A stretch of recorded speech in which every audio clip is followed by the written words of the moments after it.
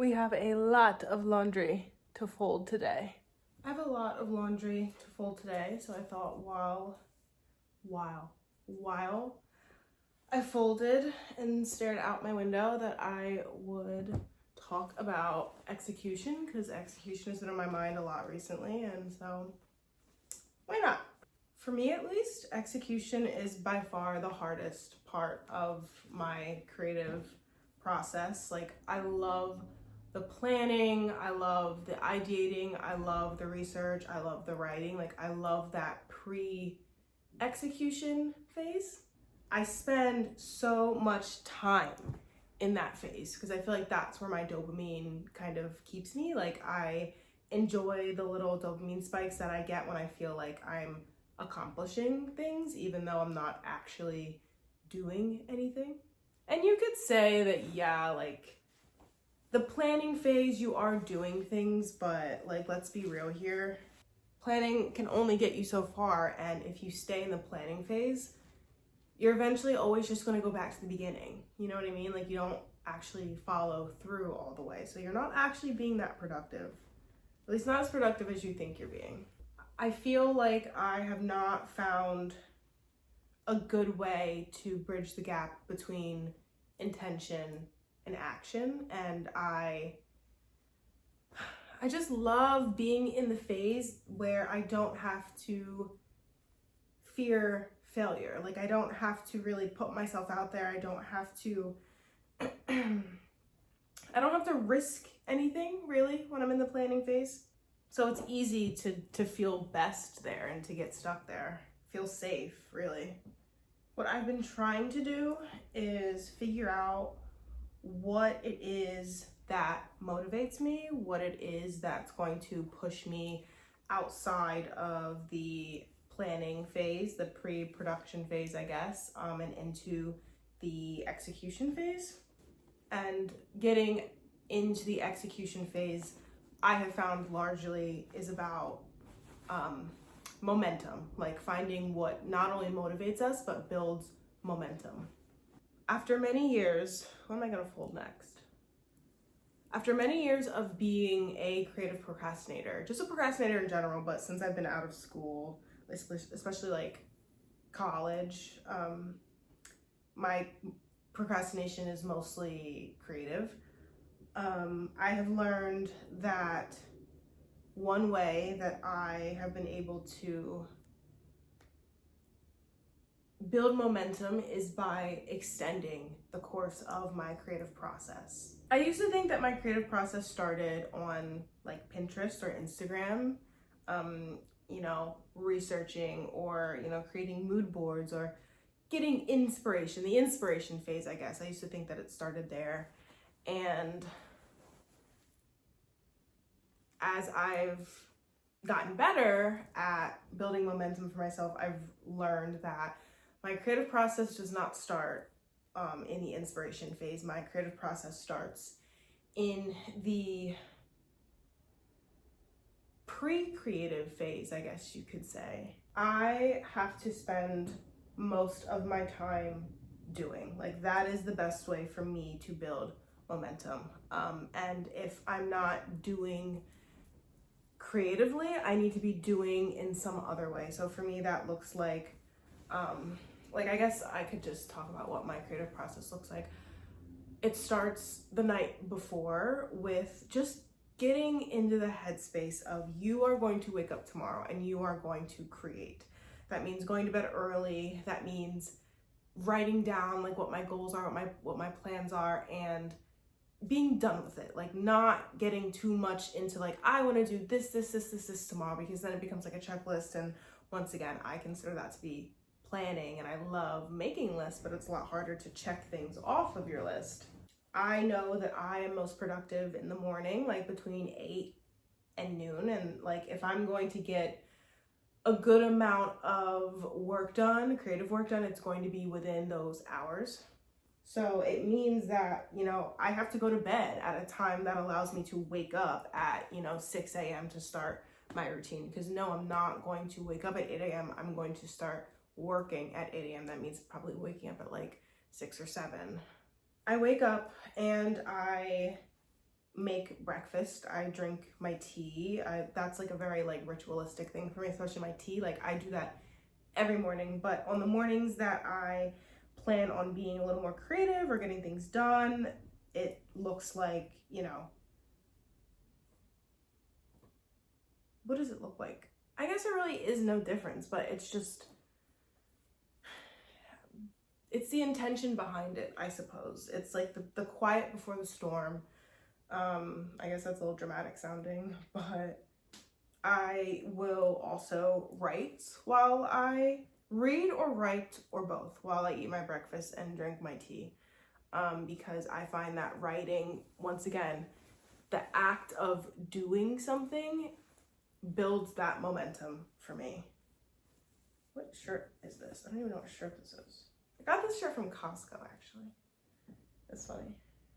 And then after that, I get started. I do my hair, I do my makeup. Like, I find that looking the part of creator or creative is a big step for me, and it gives me, I guess, the confidence to get in front of the camera. It's not easy to turn on the camera and then just start talking for sometimes up to 2 hours, depending on what I'm filming.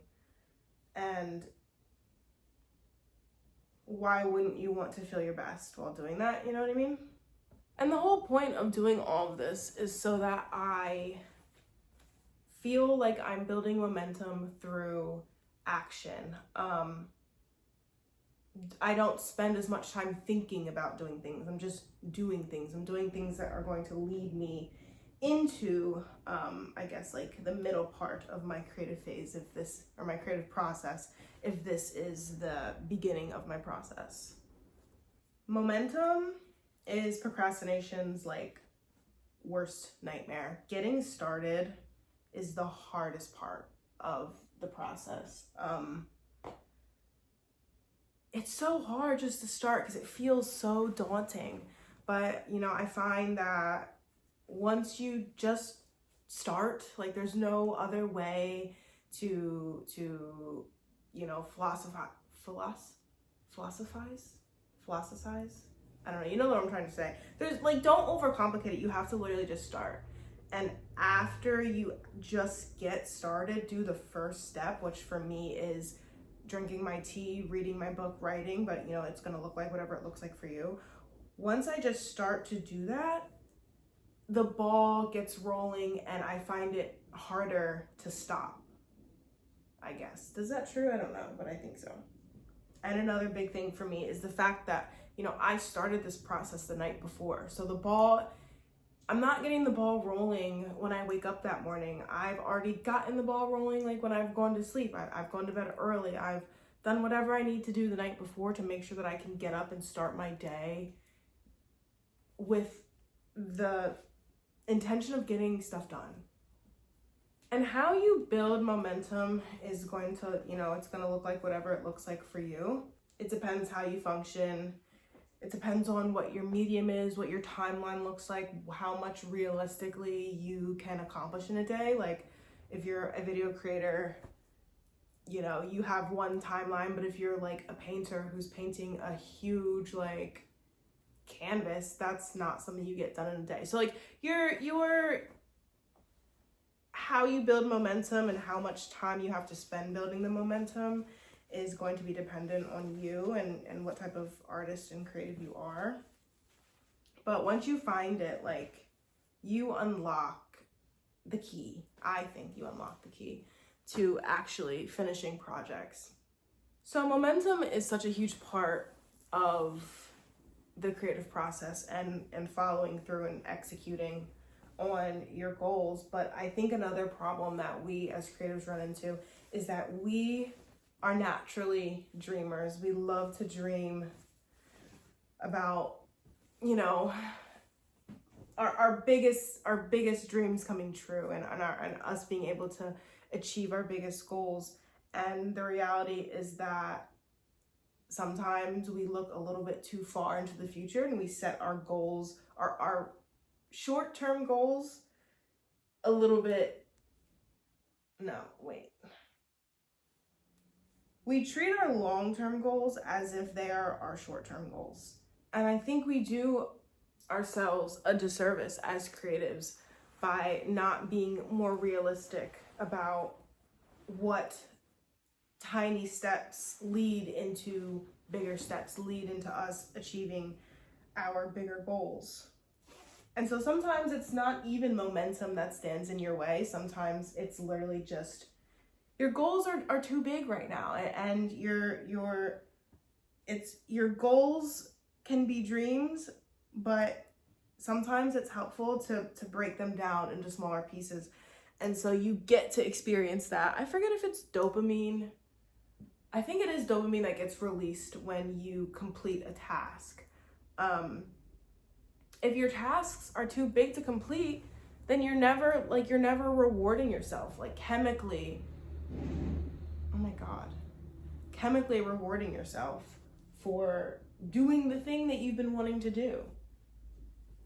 And believe it or not, humans, we are just animals. And so you have to treat your process as if you are an animal. You have to kind of satisfy your, inner primate or whatever it is, in order to get stuff done. Because that's how humans have always gotten stuff done, like through those indicators in your brain that, tell you that you're doing good, or that you want to go on this hunt, you want to chase down this animal. It feels good to chase, and it feels good to catch. Like, that is all based on human psychology and the way that we've developed. And I mean, I'm not, I don't know anything really about all that, but it's kind of common sense, really. Oh, my clothes fell. No. I had a project. I don't want to put these on the floor. I had a project that has been on my mind for a really long time, and I was talking about that project with a friend of mine, and I was talking to her about the fact that there was this one specific point in the project that I just was not able to get over. It was stopping me from moving on to the next step and into the actual doing part, because I was trying to figure out a solution. Once again, planning. I was stuck planning. And she was like, Tessa, you're thinking too far ahead. You're thinking too big right now. You can only do what you can do. And if dreaming big and setting these huge goals for yourself is stopping you from actually taking the first steps towards completing the goal, then you need to start smaller, way, way, way smaller. And sometimes, smaller can mean completing smaller projects first. Sometimes smaller can mean, maybe your project is not going to be perfect. Maybe it's not going to be everything you've ever wanted, but you have to build in order to get to that point. We spend so much time as creatives waiting for things to be perfect before we can start, and it's just so silly. It's so silly because it was never about being perfect. If you are in art school or you are in some creative endeavor and there is, I don't know, financial pressures or academic pressures, whatever, behind what you do. And so more clothes are falling. And so, your work needs to be perfect. Okay, but if this is anything less than life or death, your paycheck, rent being due, it really does not have to be perfect. And we're waiting for something that's just never going to happen. We're waiting to feel a certain way that we're never going to feel, motivated, prepared. If we're not actually putting in the work to feel those things, then it's never, why would it happen? It just doesn't come out of thin air.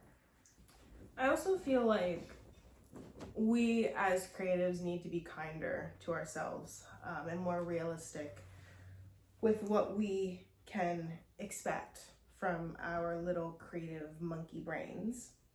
I spend a lot of time being upset with myself for not being as productive as I would like to be, or not, being as efficient, or not achieving all the things that I want to do in whatever time frame that I set for myself, whether it's realistic or not. Like, for instance, at the start of this YouTube channel, like, I'd always wanted to make vlogs. Like, I just love the idea of vlogging. I love the idea of like documenting the process, whatever. It's just what I wanted to do. And since the beginning of this channel, like, I haven't really vlogged that much. And I think a big part of it is because I'm waiting for what? I don't really know. I'm waiting for a better camera. I'm waiting to go to the right places. I'm waiting until I'm better at speaking to the camera. Like, I'm waiting for like a good mic. Like, I'm always just waiting for something. And by waiting, I'm not doing. I have a really bad habit of wanting to vlog and planning on vlogging, but then when it actually comes time to vlog, I don't do it because it just feels not right. It feels not natural. It feels, you know, like I'm not ready. And that is doing myself like the ultimate disservice, I think. And truly what I think, you know, stands in my way is self-discipline and self-confidence and, you know, ADHD. It does a number on me, honestly. But I start to beat myself up over this lack of action, this inaction that is becoming like kind of a routine pattern in my creative life. A lot of us, especially, you know, the neurodivergent, you know, community of us, have a really hard time locking in on our creative goals. I feel like I just want to offer some words of encouragement, maybe not even necessarily advice, because I'm certainly not, you know, I haven't figured it all out, but can I zip this?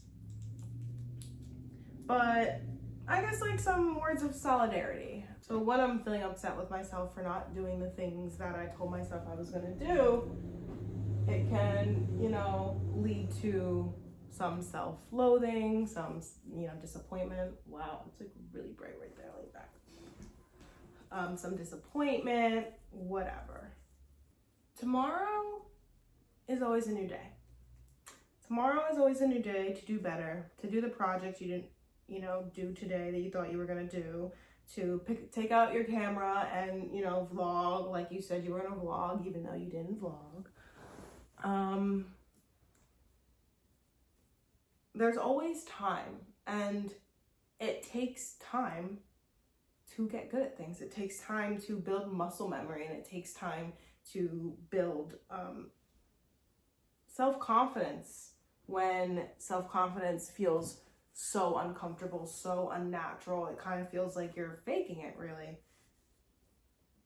Actually, I feel like I'm just like getting off track. I don't even know if this is like where I want to go with this. Like, we're talking about execution and now I'm talking about something I feel like is kind of different. New location, kitchen, more chores, dishes. Yeah. Something that I think is also worth talking about, like on the note of execution and building momentum, watching videos, watching TikToks is not executing anything, nor is it preparing to execute anything.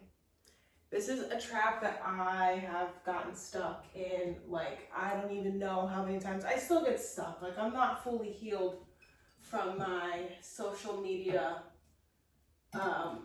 whatever. Like, I love calling, video watching, research, but it's just not. And the more time you spend watching other people do the things that you want to do, the more you trick your brain into thinking that you've done the thing when you haven't done the thing. Once again, because it feels good. It feels like if you're telling yourself, by doing this, I am accomplishing something. You're rewarding yourself for something that hasn't really happened yet. Like, you haven't done anything. And it's hard because social media is such like our whole lives are on social media, and so is everyone else's lives. So are everyone else's lives? I don't know the right word. We're all on social media, and there's no shortage of content to consume, but we have to be mindful. Oh, it's wet still. We have to be mindful about how much time we spend consuming versus how much time we spend creating. Because my God, does it feel good to watch 10 million YouTube videos about how to become a YouTuber?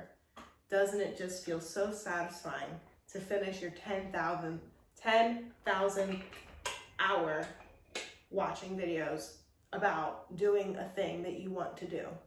And you are no closer than you are to achieving your goal than you were before you started watching videos. It's a whole lot of nothing getting done. And that's the truth. You have to love creating and doing and being more than you love consuming.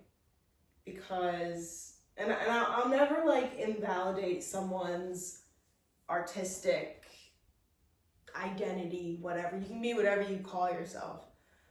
But there's like, if you spend more time consuming other people's stuff than your own, no, I'm actually not going to make that point, because I don't think that's true.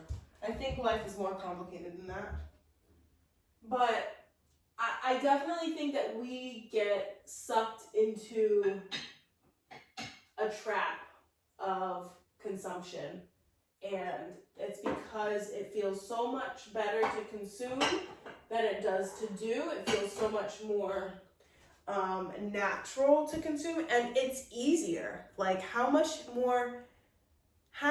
easier is it to take out your phone and watch another TikTok for the 100th hour than it is to actually get up and like do that thing that you have been avoiding doing, that you're actually kind of afraid of doing, and that's why you're avoiding doing it. You're afraid of putting yourself out there, you're afraid of failing, you're afraid of being laughed at, you're afraid of not living up to your own expectations for yourself. You have a million fears, and TikTok is just so much easier than just doing it, you know?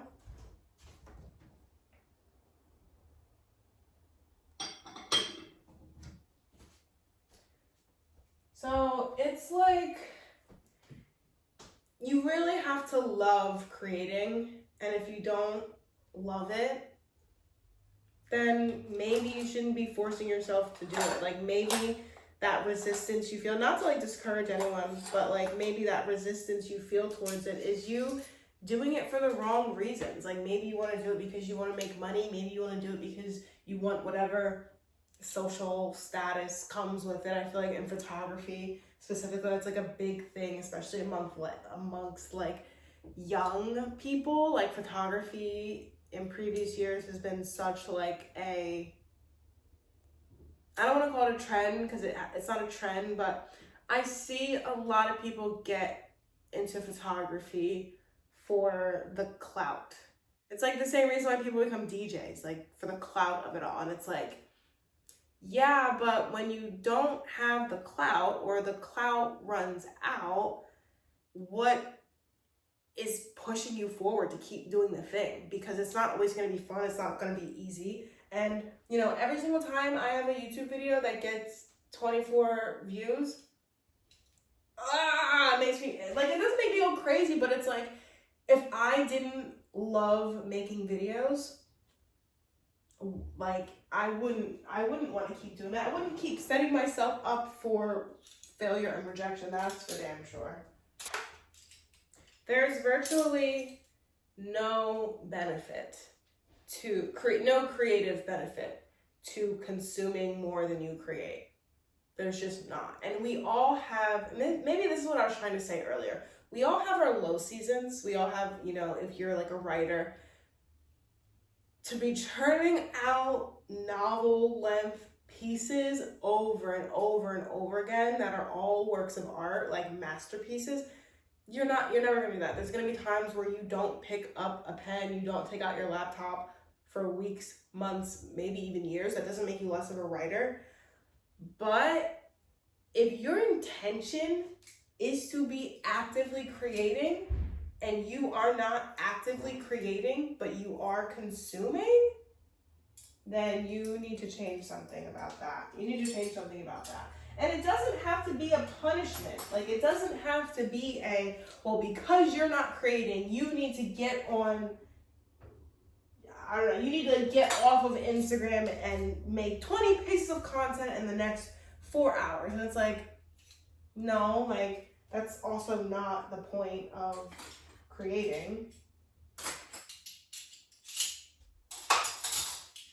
It takes more work than you think, and a lot of times social media serves as nothing but a distraction from actually doing the work.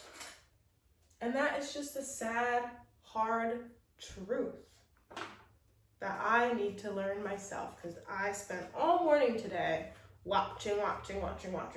And then I'm like, Tessa, have you done, I mean, that's why I'm filming this video while I'm doing my things, because I'm like, Tessa, what have you done today other than consume?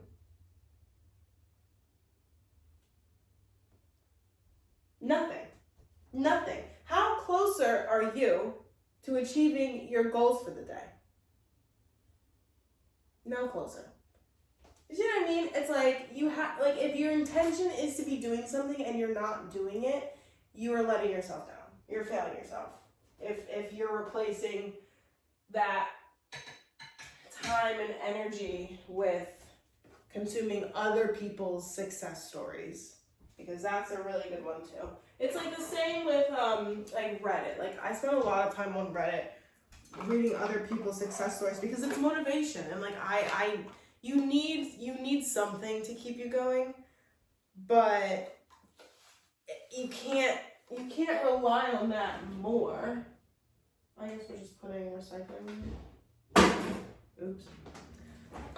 You can't rely on other people's success stories to fuel your own. Like, the process is so ugly. And that is another thing. We are so results driven. So results driven. And when it comes to creating content or, you know, selling your art or booking clients, it's hard when you can measure your results or the success of your work in any sort of like monetary or like numbers value. But we love results, and we don't really love like the process of it, because the process is ugly. The process is oftentimes hidden from us, like other people's process, and so we really don't have any clue what our own should look like, because once again, like when you're consuming, you're not working on your own process. Like you're working towards other people's success, and you can only build your process up by like actually doing it.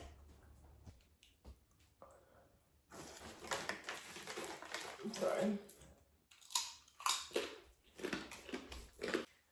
Something that I've come to realize is that your art, my art, is my process.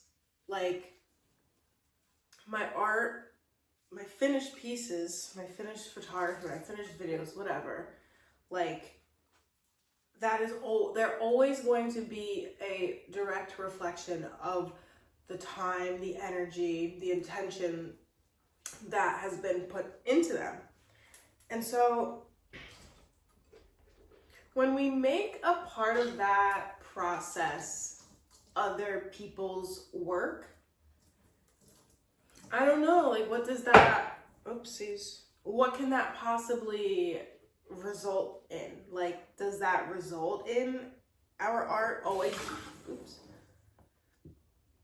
Oh my God, I'm acting like I've never washed dishes before. Does that result always mean like Does it mean that, you know, our art is always just going to be like some other version of someone else's finished work? Like, I feel like we just don't spend enough time like in the process, when the process doesn't include consuming. Unless you're consuming something delicious and wonderful, like a nice glass of wine or a cup of tea or, I don't know, a fucking cupcake. Who knows? Like, it's why I go on YouTube and I feel like I watch the same vlog 10 billion times over. Like, you can so clearly see like a few people's design or like style choices, their creativity, like reflected in the hundreds of thousands of other pieces of content that are posted. And not that there's anything good or bad about that. I think that that is just naturally like that's just the nature of social media, like is emulating other people's work, because you know you're constantly consuming it and being inspired by it. And maybe honestly the only reason why you want to create any sort of art, a painting, music, whatever, is because you saw someone else do it and you were moved by their work and you said to yourself, well, I want to do this too. And so naturally, like, you know, you take inspiration from that person because clearly you admire something about that work. But that's why I think it's so important to be like conscious about how much you're consuming, what you're consuming, and what role does consumption play in your own creative process, because you'll never find your own creative style if you're wrapped up in other people's, especially when you don't really have a lot of insight into their own creative process. Like there's a lot of creatives and photographers and whatever, people who I really like look up to and admire, who don't share their process. They share their finished work, but they don't really talk a whole lot about how they get there. And I think a part of that is the fact that when a creative shares their process, it can do a few different things. It can break the illusion of the effortlessness of it all, because a lot of times when we see pieces of content or art or whatever that we really like it just seems so natural that they did it that way. Like, of course she would choose to use that font, and of course, you know, he would choose to use, you know, that type of paint, like whatever. It just feels like, they're so genius, right? And the reality is that like most people who you see creating things are not creative geniuses. They're not. Like, if the world was made up of a bunch of creative geniuses, I don't even know what the world would look like. And it's just not the truth, because a lot of times creative genius is better sold as an identity than it is like an actual process, because it's not glamorous looking a lot of the times. There's a lot of messing up. There's a lot of failure. There's a lot of, you know, self-doubt. And that stuff can sell, but it's so much easier to just take people's work at face value and go like, this is them. This is just a reflection of who they are and what they create and their personal style. And, you know, maybe I'm not like articulating this in like the best way, but I just feel like your process is your personal style. And we just don't put enough emphasis onto the struggle and onto our own struggle. And when I say struggle, I don't mean like hardships. I just mean like creativity is always like this internal battle. Like, we're always battling something within ourselves. or externally too. Whatever, you know, life is a fucking battle. But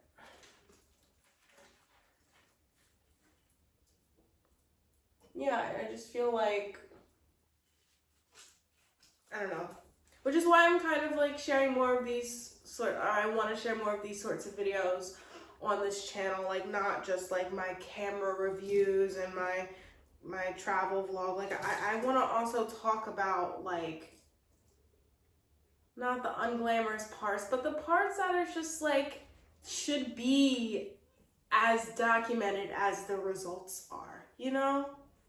Like, if my process is my art, then why wouldn't I want to also share that with other people? Beyond just like, oh, look what I can do. Like, look at how I do things. Or like, not that it's meant to be like a day in my life. Like maybe it takes on the form of a day in my life, but like it's meant to be more of like this is the work behind the results. And maybe it's really boring. Maybe no one wants to watch it. Maybe no one even cares, but it's just as important. So why shouldn't that also like have a place on this channel and have a place just like on my social media in general? I feel, I don't know. Maybe I'm like getting off topic. I can't tell, but I hope that what I'm saying is making sense.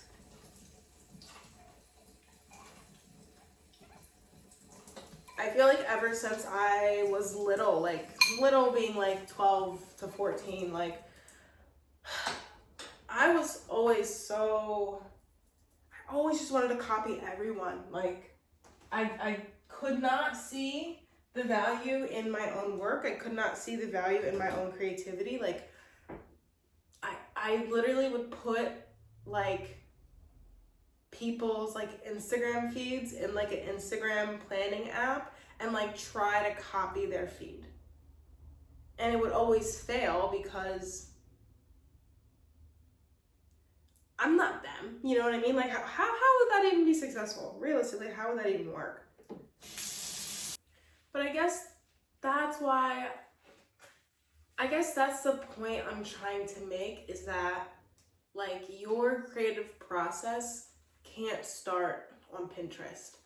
Like you can enjoy using Pinterest, you can enjoy using TikTok, and you can take as much inspiration as you want from that. But the minute you start to consider that a part of your process,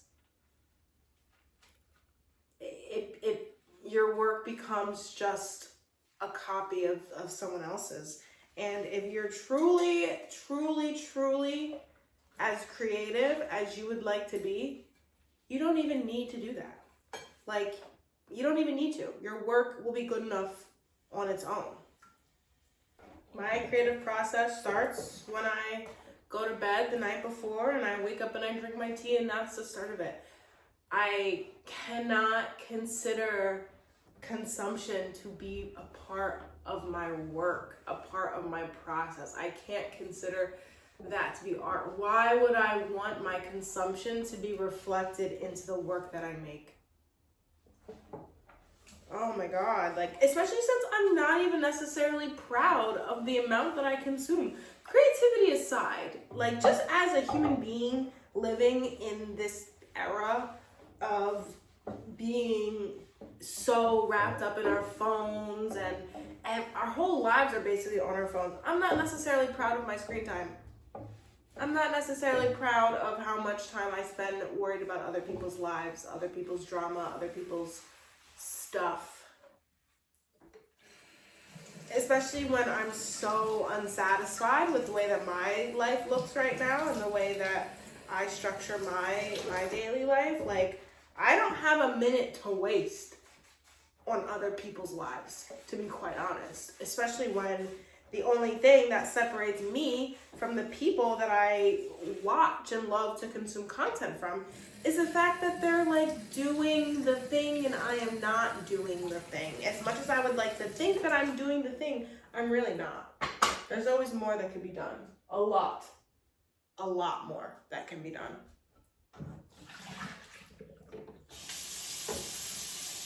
Let me use this first. A little cast iron pan. It's so cute. It's like tiny, baby small.